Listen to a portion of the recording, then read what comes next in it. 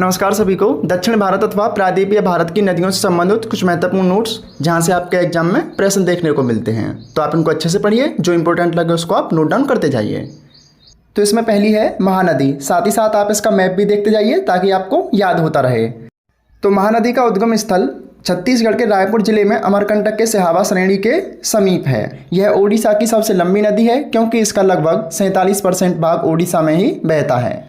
अब महानदी की कुछ प्रमुख सहायक नदियां हैं, जैसे कि शिवनास, मुंड, ईस, जोंक, तेल। तेल नदी इंपॉर्टेंट है क्योंकि ये एग्जाम में पूछी जा चुकी है कि तेल नदी निम्नलिखित में से किस नदी की एक सहायक नदी है, तो ये महानदी की है। आप इसको नोट डाउन कर सकते हैं। नेक्स्ट है इसमें शिवरी नारायण नामक धार्मिक स्थल महानदी और जोंक नदी के संगम पर स्थित है। तो शिवरी नारायण को याद रखना, ये कहाँ है?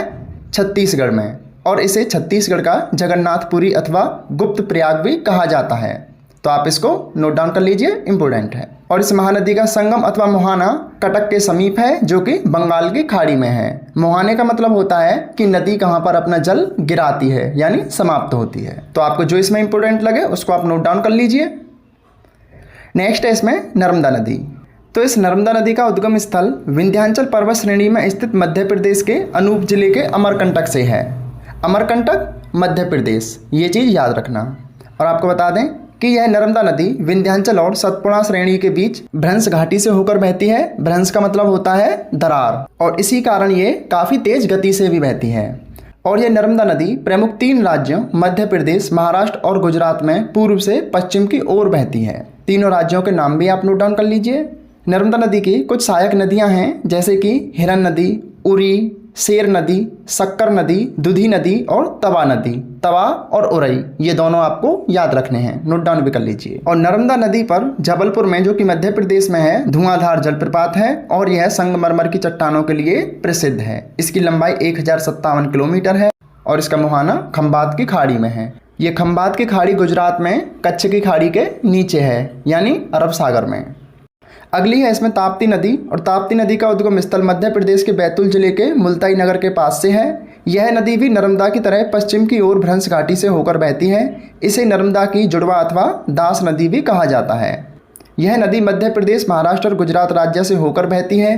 ताप्ती की सहायक नदियाँ अर्णावती, गिरना, गोमई, पंझरा, बोरी आदि हैं।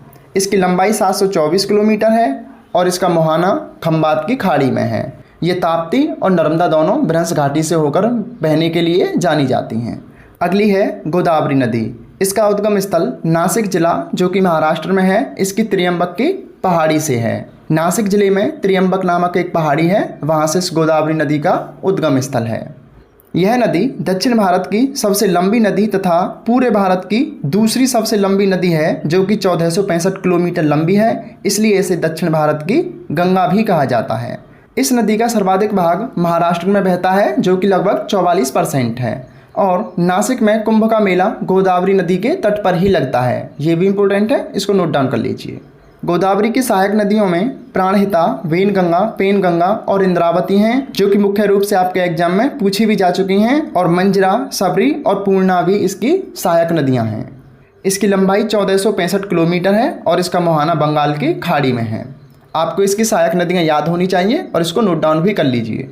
अगली है कृष्णा नदी। इसका उद्गम स्थल महाबलेश्वर, जो कि महाराष्ट्र में है, इसके पश्चिमी घाट की पहाड़ी से है। ये महाराष्ट्र, कर्नाटक और आंध्र प्रदेश में बहती है। इसकी सहायक नदियों में पंचगंगा, दूधगंगा, घाटप्रभा, मालप्रभा और तुंगभद्रा हैं। भीमा और कोयना भी इसकी सहायक नदियां हैं, लेकिन जो 5 आपको इंपोर्टेंट बताई हैं उनको आप नोट डाउन कर लीजिए, क्योंकि यहाँ से प्रश्न एग्जाम में देखने को मिला है। और यह कृष्णा नदी गोदावरी के साथ मिलकर आंध्र प्रदेश में दूसरे सबसे बड़े डेल्टे का निर्माण करती है। डेल्टा वहाँ बनता है जहाँ नदी खत्म होती है, यानी मुहाने पर।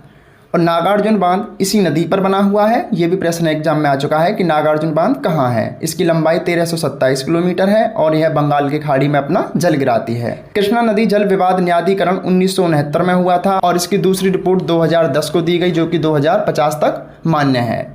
अगली है इसमें कावेरी नदी। इसका उद्गम स्थल कर्नाटक के कुर्ग जिले की ब्रह्मगिरी पहाड़ी से है। यह दक्षिण भारत की आखिरी सबसे महत्वपूर्ण नदी है। यह नदी कर्नाटक, केरल और तमिलनाडु में बहती है, लेकिन सर्वाधिक भाग इसका तमिलनाडु में है, जो कि 56% है। इसकी सहायक नदियों में अर्कवती, हेमवती, लक्ष्मण तीर्थ, सिमसा, काबिनी, भावनी, हंगरी और अमरावती हैं। अमरावती इंपॉर्टेंट है, नोट डाउन कर लीजिए। शिव समुद्रम जलप्रपात मैसूर में, जो कि कर्नाटक में है, कावेरी नदी पर ही बना हुआ है। इसे आते हुए तथा जाते हुए मानसून से जल प्राप्त होता है। इसकी लंबाई 805 किलोमीटर है और यह बंगाल की खाड़ी में अपना जल गिराती है। तो ये आपकी दक्षिण भारत अथवा प्रायद्वीपीय भारत की कुछ महत्वपूर्ण नदियाँ थी। ये सभी इंपॉर्टेंट नोट्स हैं जहां से प्रश्न आपके एग्जाम में बनते हैं। अभी आप इनके नोट्स देख लीजिए, आने वाली वीडियो में आपको इनके एमसीक्यू भी जल्दी ही प्रोवाइड करा दिए जाएंगे। तो आप अच्छे से पढ़िए, अच्छी तैयारी कीजिए। किसी नोट्स पीडीएफ फाइल की आवश्यकता है तो बता दीजिए, हम आपको टेलीग्राम पर अथवा व्हाट्सएप ग्रुप में प्रोवाइड करा देंगे। धन्यवाद, पढ़ते रहिए।